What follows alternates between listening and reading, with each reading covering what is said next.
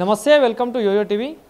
మల్కాజ్గిరిలో దాదాపు ఒక వారం రోజుల నుండి కూడా ఒక గొడవ అయితే నడుస్తూ ఉంది. అటు అధికార పార్టీకి కావచ్చు ప్రతిపక్ష పార్టీకి భారీ ఎత్తున అంటే గొడవలు అయితే నడుస్తూ ఉన్నాయి. సో మరి ఈ సందర్భంలోనే కాంగ్రెస్ పార్టీకి సంబంధించిన యువ నాయకుడు సాయి గారు పార్టీకి రాజీనామా చేసి వస్తున్న పరిస్థితి. సో అసలు రాజీనామా చేయడానికి కారణం ఏంది, ఈ నేపథ్యంలోనే ఎందుకు రాజీనామా చేయాల్సి వచ్చింది అని మాట్లాడించే ప్రయత్నం చేద్దాం. అన్నగారు ఉన్నారు. అన్న నమస్తే. సో ఏంటన్నా అంటే మల్కాజ్గిరిలో ఏదైతే మొన్న జరిగిన ఇన్సిడెంట్ బోనాల విషయంలో కావచ్చు, చెక్కులు పంపిణీ విషయంలో రాష్ట్రం అంతటా కాదు చాలా రాష్ట్రాలలో మారుమోగుతూ ఉంది ఈ న్యూస్. సో ఈ నేపథ్యంలోనే మీరు పార్టీకి రాజీనామా చేసి రావాల్సినంత కారణం ఏంటి, అసలు ఏం జరుగుతుంది ఇక్కడ అంటే ఏం చెప్తారు మల్కాజ్గిరిలో? నా రాజీనామా కారణం అదే మొన్న చెక్కుల పంపిణీ సందర్భంగా జరిగిన గొడవ. అది ఎంత దారుణంగా జరిగిందో ఎట్లా జరిగిందో మీరు కూడా అందరు రాష్ట్రమంతా చూసారు. సో నా ప్రధాన రీజన్ అదే. సో ఖచ్చితంగా గొడవ రేపు దాడి అలమి జరిగింది, రేపు పొద్దున మన మీద జరగవచ్చు అనే ఉద్దేశంతో మనం ఆ పార్టీలో ఉండదలుచుకోలేము. అందుకే రాజీనామా చేయడం జరిగింది. సో అంటే అక్కడ జరిగిందంట, అసలు ఆ రోజు జరిగిన ఇన్సిడెంట్ గురించి మీకేం తెలుసు అసలు దాని గురించి? అదే ఇప్పుడు ఎవరైతే మాజీ ఎమ్మెల్యే ఉన్నారో ఆయన బయటకు వచ్చినప్పుడు వాళ్ళ వెంబడి కార్పొరేటర్ రాలే అని కక్ష పెట్టుకొని వాళ్ళని కొట్టడం జరిగింది.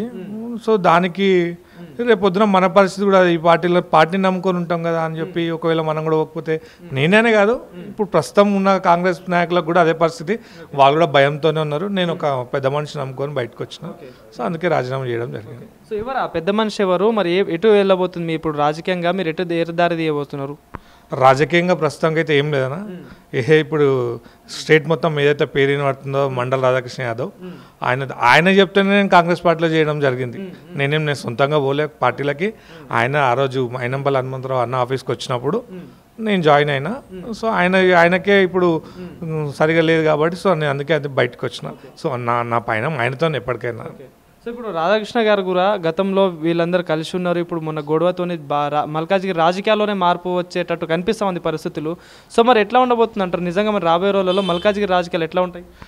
ఖచ్చితంగా మార్పు అయితే ఖచ్చితంగా కనబడుతుంది. ఎందుకంటే నాకు మొన్న సిచ్యువేషన్ ఈ 3-4 రోజుల నుంచి సిచ్యువేషన్ అర్థమైపోయింది.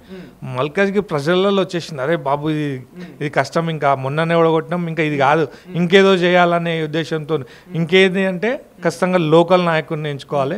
లోకల్గా మనం ఒక మన మనిషి అనేది గెలిపించుకోవాలని ఒక బాగా ప్రజలలో వెళ్ళిపోయింది. సో ఖచ్చితంగా మార్పు వచ్చినట్టే.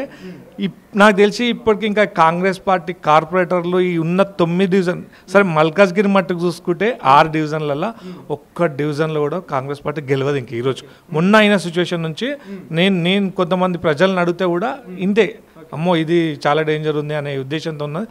వాళ్ళు ఇంకా గెలవరు ఇంకా.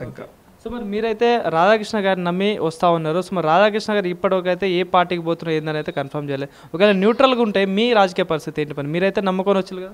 రాజకీయంగా ఏం లేదన్న, ఆయన న్యూట్రల్ ఉంటే నేను కూడా ఆయనతో పాటే ఉంటా. ఇంకా రాజకీయం ఏం లేదు, ఆయన ఉంటే ఆయన ఏదంటే అదే తప్ప ఇంకా వేరేది ఏం మాట లేదు. ఇక ఆయన ఎట్లా అంటే అట్లనే, ఆయన ఎట్లా చెప్తే ఆయన ఏ దారిలో నడిస్తే మనం అదే దారిలో నడుస్తాం. ఆయన మంచి దారిలో నడుస్తాడని నమ్ముతున్నాం.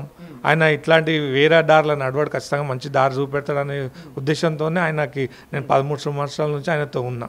సో రాధాకృష్ణ గారు కూడా దాదాపు 40 ఏళ్ళ రాజకీయ అనుభవం ఉంది. మల్కాజ్గిరిలో సైలెంట్గా చాలా పనులు చేస్తూ ఉన్నారని చెప్పేసి కూడా తెలుస్తూ ఉంది.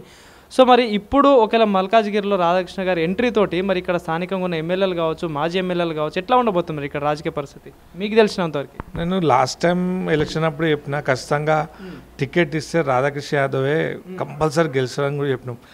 ఇప్పుడు కూడా అదే ఉంది. ఇప్పుడు ఇంకా సిచ్యువేషన్ ఇంకా వేరేగా అయిపోయింది. ఇప్పుడు రాధాకృష్ణ యాదవ్ అంటే ఇప్పుడు ఓన్లీ మల్కాజ్గిరి మట్టుకు వెళ్ళాడు, తెలంగాణ మొత్తం తెలిసిపోయింది. కాబట్టి ఇక్కడ ఖచ్చితంగా రాధాకృష్ణ యాదవ్కి ఇస్తే ఎవరైనా సరే ఇంకా అపోజిట్ ఏ పార్టీ నుంచి టికెట్ ఇచ్చినా కానీ ఖచ్చితంగా రాధాకృష్ణ యాదవ్ గెలుపు ఖాయమని. సో అన్న ఇంకోటి ఏదైతే చూసుకుంటే ఇన్సిడెంట్ తర్వాత కూడా రాధాకృష్ణ యాదవ్ గారికి వీడియో కాల్స్లో కానీ కాల్ చేసి కూడా భయపెడతా ఉన్నారు, కొంచెం వేరే విధంగా మాట్లాడుతూ ఉన్నారు. సో ఏంటి మరి మీరు ఆయన నమ్ముకొని ఉన్నారు కదా, సో ఇట్లాంటివి చూసినప్పుడు ఏమనిపించింది? భయపెట్టడం ఏముంది, ఆయనను భయపెట్టడం లేరు. మీరు చూసి కదా ఆయన ధైర్యం ఏందో. భయపెట్టడం కాదు, ఇట్లా వాళ్ళు చేసే పనే అది. అంటే మామూలుగా కాల్ చేయించి మాట్లాడిపోయడము ఇవన్నీ, తర్వాత మేమేమంటే దాని మీద కేసులు బుక్ చేయడం అనుకునే ఉద్దేశంతోనే కాల్ చేస్తారు. మేము వాళ్ళని అసలు పట్టించుకోం కూడా, మేము కొండనే ఢీకొట్టాలనుకుంటుండు. సో ఈ మధ్యలో వీళ్ళందరం తొక్కుకుంటూ వెళ్ళిపోతాం మేము అందరం. అసలు వీళ్ళని పాపం అనే వదిలేస్తాం వాళ్ళని కార్యకర్తలు చెప్పిన పని చేస్తారు. సో మా టార్గెట్ వాళ్ళు కాదు కదా.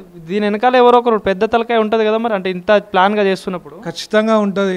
వాళ్ళు లేకపోతే వీళ్ళకి ఎంత ధైర్యం ఎక్కడిది? రాధాకృష్ణ యాదవ్ అనే ధైర్యం వీళ్ళకి ఎక్కడిది? ఏదో వాళ్ళు ఏదో కొంచెం ఏదో ఆశించో, లేకపోతే ఇంకోటి పార్టీ పదవులు ఆశించో ఏదో ఒకటి ఇవన్నీ ఇస్తున్నారు. మేము వాళ్ళని అసలు పట్టించుకోవట్లేదు. సో రైట్, అంటే దీనికి ప్రతీకార చర్య ఉంటుందా? వీళ్ళ మీద ఏముండదు అసలు. వీళ్ళని లైట్ తీసుకుందాం. ఓన్లీ అయితే చేయాలనుకుంటున్నాం, వాళ్ళని ఖచ్చితంగా చేస్తున్నారు. అది అవుతుంది. అది ఖచ్చితంగా. థ్యాంక్ యూ అన్న.